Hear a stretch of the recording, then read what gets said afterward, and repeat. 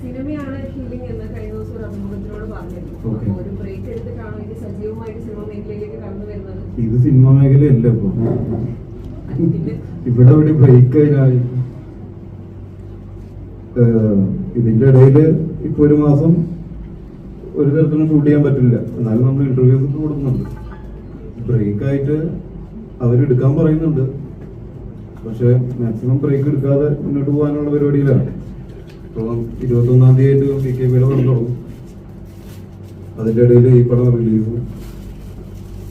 അപ്പോ ഹീലിംഗ് ടൈമിന് കുറച്ചും കൂടി സമയം വേണം, അതുകൊണ്ടാണ് ഇതൊക്കെ ഇട്ടുകൊണ്ട് വന്നിരിക്കുന്നത്. ഈ എല്ല് കൂട്ടിച്ചേരാൻ എടുക്കുന്ന സമയം കുറച്ച് കൂടുതലാണ്. മാംസം കൂട്ടിച്ചേർന്നു സർജറി ചെയ്തതിന്റെ, എല്ല് നട്ടും ബോൾട്ടൊക്കെ ഇട്ടിട്ട് ടൈറ്റാനിയം വെച്ചിട്ട് ഇട്ടിരിക്കാൻ. അപ്പോ സ്ലിങ്ങിൽ ഇടണമെന്നാണ് ഡോക്ടർ പറഞ്ഞിട്ടുള്ളത്. അപ്പൊ നമ്മൾ ഇങ്ങനത്തെ ഒരു സാധനം വെച്ചിട്ട് ചെറിയ എക്സസൈസും ബോഡി ഒക്കെ ആയിട്ട് ഇങ്ങനെ നടക്കും. ഇപ്പോ എന്തായാലും അറിയാം, 2 മാസങ്ങൾക്ക് മുൻപ് രണ്ടുപേരും തമ്മിലുള്ള ചെറിയൊരു പ്രശ്നങ്ങളൊക്കെ എല്ലാ മാധ്യമങ്ങളിലും ചർച്ചയായിരുന്നു. അപ്പൊ ഇപ്പോ ഷൈനും ചാക്കോയും സെലക്ഷനും തമ്മിൽ എന്തെങ്കിലും തരത്തിലുള്ള പ്രശ്നങ്ങൾ എപ്പോഴുണ്ടോ? ഞങ്ങൾ കണ്ടിട്ട് എന്തെങ്കിലും പ്രശ്നങ്ങൾ തോന്നുന്നുണ്ടോ? കണ്ടിട്ട് തോന്നില്ല. അപ്പൊ പ്രശ്നമൊന്നും ഉണ്ടാവില്ല. ഇല്ല, അന്നത്തെ ഇഷ്യൂ എല്ലാവർക്കും അറിയാമല്ലോ. ഞാൻ അഡ്രസ് ചെയ്തിട്ടുണ്ട്. അപ്പോ ഇതിൻ്റെ ഒരു കാര്യം പറയുകയാണെങ്കിൽ, എനിക്ക് എന്തുകൊണ്ട് അതങ്ങനെ മൂവ് ചെയ്യേണ്ടി വന്നു എന്നുള്ളതിൻ്റെ ഒരു ചെറിയൊരു കാര്യം. ഇപ്പം ഷൈൻ ചേട്ടൻ സിനിമയിലോട്ട് വരുന്നത് കമൽ സാറിൻ്റെ അല്ലേ?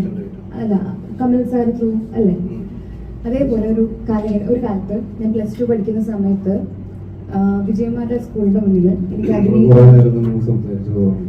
ആദ്യമായിട്ട് എനിക്ക് അഭിനയിക്കണം എന്ന് പറഞ്ഞ ഒരു ആർട്ടിസ്റ്റ്, മുന്നിൽ കണ്ട് പറയുന്ന ഒരു ആർട്ടിസ്റ്റ് ഷൈൻ ചേട്ടനാണ്. അങ്ങനത്തെ ഒരു സ്റ്റോറി ഉണ്ട്, ആർക്കും അറിയില്ല. അപ്പോൾ എൻ്റെ മുന്നിൽ വന്ന് നിൽക്കുന്ന ഒരു ആദ്യത്തെ ഒരു ആർട്ടിസ്റ്റാണ്. ആൻഡ് യെസ്, അപ്പം അത് നമ്മൾ പേഴ്സണലി ഞങ്ങളൊരു ഇടവകക്കാരൊക്കെയാണ്. അപ്പോൾ നമുക്കത് ഒരു സ്പെഷ്യൽ ആയിരിക്കും, പേഴ്സൺ എന്ന് പറയുന്നത് സ്പെഷ്യൽ ആയിരിക്കും. പിന്നെ പോകെ അദ്ദേഹത്തിൻ്റെ ഉയർച്ചകളും കാര്യങ്ങളൊക്കെ നമ്മളെ ഭയങ്കരമായിട്ട് ഒരു ആർട്ടിസ്റ്റ് എന്ന നിലയ്ക്കും മുന്നോട്ട് പോകുമ്പോൾ ഭയങ്കരമായിട്ട് ഇൻഫ്ലുവൻസ് ചെയ്തിട്ടുണ്ട്. ഞാൻ ഓരോ സ്റ്റേജിൽ മുന്നോട്ട് പോകുമ്പോഴും അത് ഇൻഫ്ലുവൻസ് ചെയ്തിട്ടുണ്ട്. അന്ന് അദ്ദേഹം ചെയ്ത അന്യം റസൂലൊക്കെ ചെയ്തിരിക്കുന്ന സമയമാണ് എൻ്റെ ഓർമ്മയിൽ എന്നോട് സംസാരിച്ചിട്ടുണ്ട്. അപ്പം ആഫ്റ്റർ ദാറ്റ് കുറേ കാലങ്ങൾക്ക് ശേഷം പല ഇൻ്റർവ്യൂസ് ഒക്കെ കാണുമ്പോഴും ഒരു ഹൈപ്പർ പരിപാടി കാണും.